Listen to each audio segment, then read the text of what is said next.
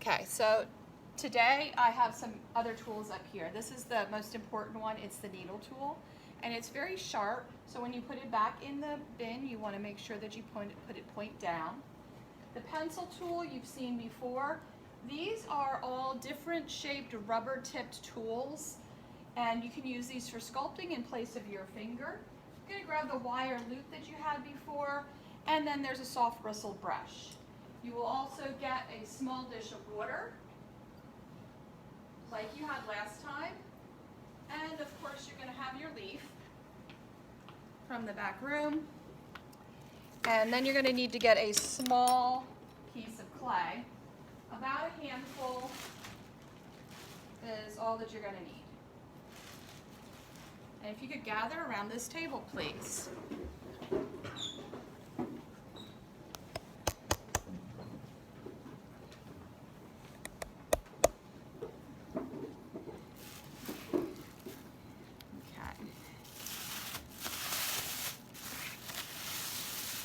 So just put your bag to the side, take your leaf off of the tray. The paper's going to be wet and it's going to tear, but just be careful with it. It helps us to have a little placemat there. So first thing you want to think about is where you're going to be putting the different features of the face on your leaf. So you want to start by making sure that you have enough space above the eyes for the eyelid and the eyebrow. So if you start at about the halfway point on your leaf, and then you just draw those football shapes for the eyes a little bit above that halfway point. That should work out pretty well. Plenty of room here for a nose and a mouth, and you have room above for the eyelids and the eyebrows. So you're going to take your wire loop, and you're just going to carve out that football shape. And then dip your finger in a little bit of water to smooth it out. You need to be careful that you don't punch through when you think about how thick you have, your clay slab. Take a little piece of clay, roll it into a ball. Look at the size of the eyeball you made. If it's too big, you can always make it a little bit smaller. You can see these two leaves. This one has smaller eyes, this one has bigger eyes. It's really your choice whether you want to make it exaggerated or more realistic. Once you're ready to attach this, you're going to use the needle tool. You're going to make a little crosshatch pattern, chopping up the clay, put a little bit of water on that, and then you're going to press it together firmly. Take your pencil tool, poke it in the middle, rotate, and now you have a pupil. So you can see right now, it very much kind of looks like a skeleton eyeball, like popping out of his head. So when we put an eyelid over top of it, it's going to make it look a lot more realistic. So again, take a little piece of clay, roll it into a ball. I'm going to make it a little bit into an oval shape, flatten it out a bit, and that should make for a good eyelid. So I'm going to test it and see if it fits. If there's any cracks on the front here, I'm going to smooth that over with a little bit of water before I attach it. And I'm going to score this.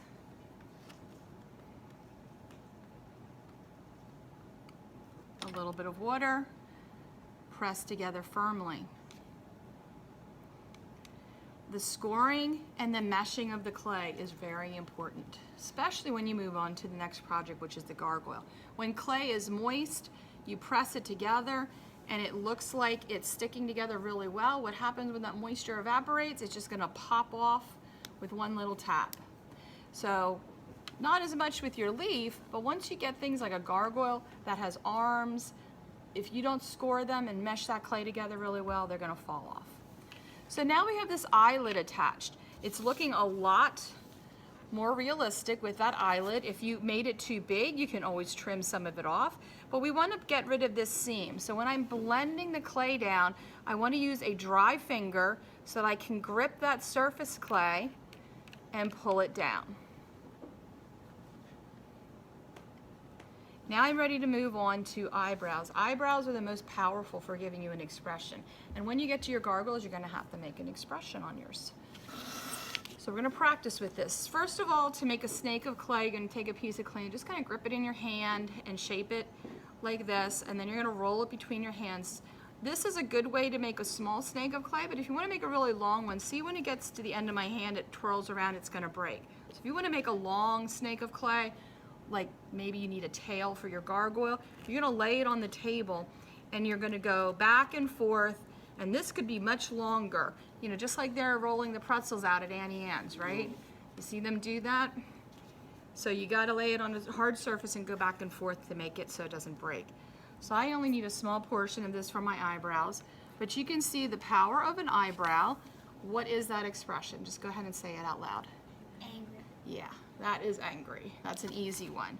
So I'm just gonna change the eyebrows a little bit, and it's going to be a more subtle expression. Just call it out. What do you think this could be? Confused. Confused is a good one. What else? Relaxed. Anybody else? Could it be like he's pleading, or confused is a good one. I think confused is really good for that. So you can experiment and you can see different expressions. I'm gonna do like a high arched eyebrow. That can be a happy expression. If I had one flat across and his eyelids are kind of down, what could that be? Tired. That would be a good one. Or bored. All right. So I'm gonna attach this. Again, same method. Just scoring the clay, using my needle tool, a little bit of water, pressing it together. I'm not gonna blend the seams away of this because I want this eyebrow to kind of be sitting on the surface. If you would like, you have the option of putting a texture on your eyebrow, and you would use the needle tool if you wanted to do that, and you could just go over the surface. So you can see how that is looking so far, right? Onto a nose.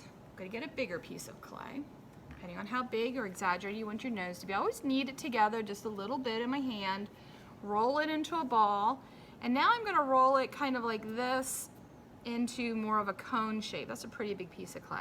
It's gonna be a big nose for this guy. So I'm just shaping it into a triangle.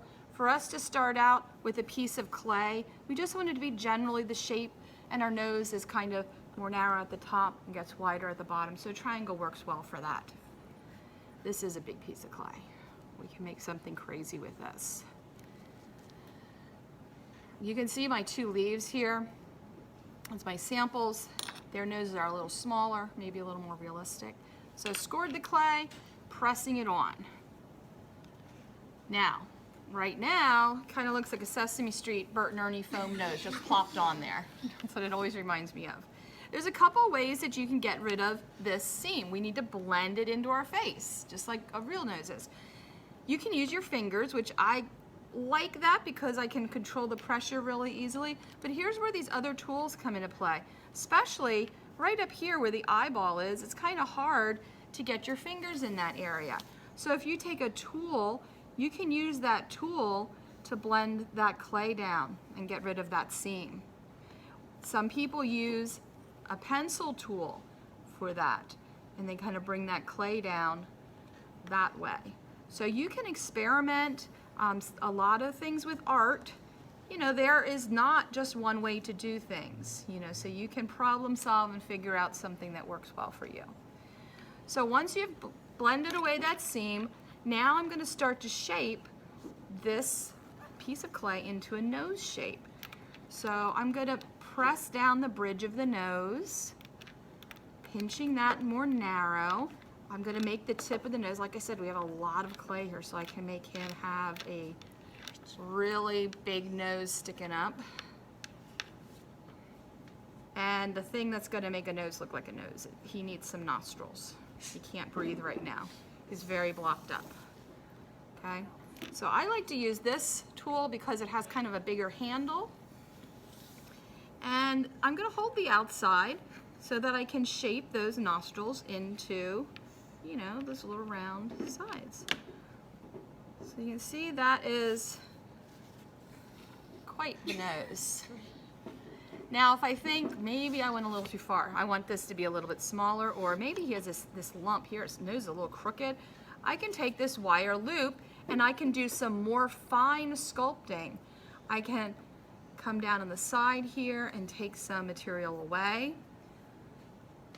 And the great thing about having clay as the material that you're sculpting with is if I go too far with removing clay, I can always add some back. So he doesn't really need any extra, but if I wanted more up here, I could score this, press it on, blend that clay in, and then I would have more material to work with, okay? So it's a very forgiving medium. A medium is what we call the material we're working with in art. So after I have sculpted his nose the way I want it to, I'm going to smooth out all the tool marks. The water is like the polishing. So I'm going to polish this, and I would spend more time on this even than I did now, but I want to move on with this demonstration. So we're going to go on to the mouth, and I'm going to use this snake of clay again. I'm going to start with an upper lip, small upper lip, and scoring that, attaching it. Again, a little dab of water, pressing it down. Now, a lot of people have a little divot in their upper lip. Not everyone. Some are more pronounced than others. I like to use the handle of this needle tool. I'm just going to press that divot and then turn the edges down. And now I'm ready to put the lower lip on.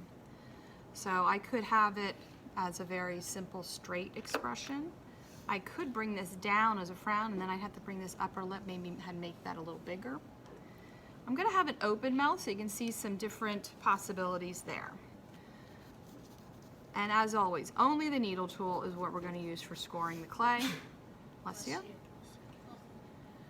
A little bit of water, pressing this on. And again, I'm just going to smooth out this clay and join it with that upper lip. I'm not going to blend in the sides. I want that to be sitting on the surface. Now, this mouth is open. There's not going to be a flat panel there. What is going to be right inside your lips? Yes. Teeth. Yeah. And maybe even some braces, right? I've had people draw braces on it. It looks really cute. So here I use the needle tool. I draw some teeth. And then I can do a little plus sign here. And he's getting some orthodontic work. All right. I could also use my wire loop and cut away so that you're just seeing the top teeth. And that gives us kind of a dramatic look. And again, you're carving down, so you need to be careful that you don't go through to the other side. So that's how it looks with that. You can do some fun embellishments, like you could put a mustache. You can do a little goatee. You can add, you know, piercings if you wanted to on the nose or the eyebrow. Those are very detailed. You may not do something like having your leaves smoke, of course. Leaves wouldn't smoke, forest fires. It'd be dumb, right? After you have the mouth done, we're gonna go back and we're going to put some hills and valleys on the face. Our faces aren't a flat panel. If you feel under your eye, you can feel an eye socket, right? You can feel your bone structure underneath. So we're going to carve out under the eye a little bit to make that eye socket. Next to that eye socket, you can feel your cheekbone.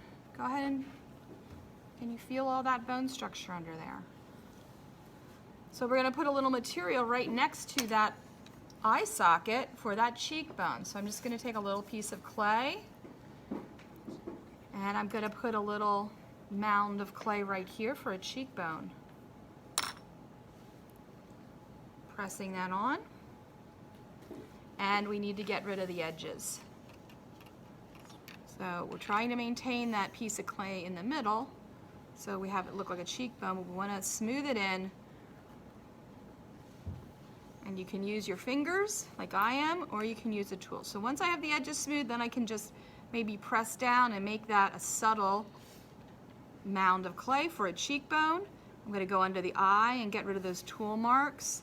And I'm going to go over my entire leaf with a little bit of water on my finger. Or I can use this soft bristle brush to get into some of the crevices that I'm having trouble smoothing with my finger. You want to smooth your leaf as best you can, all over. Once you have it nice and smooth, then the last step is going to be making some veins.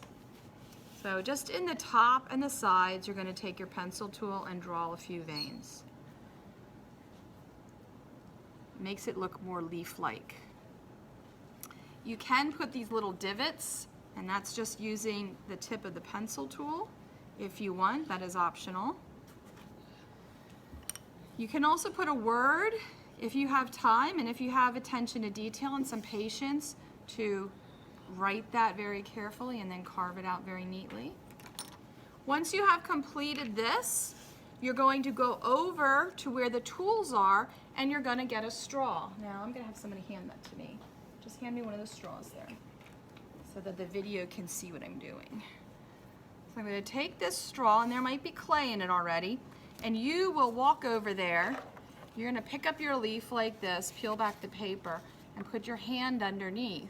And then about a ½ inch from the edge, you're going to kind of twist it and go through. And you want to make sure that you can see through that hole. At that point, you are finished with this leaf. And you need to lay it on your tray carefully. Your bag that has your name on it, you can fold it up and put it underneath it. And this is going to go back on your shelf to dry. Clay needs to dry after you're done working with it, and then when it's dry, I will be firing it.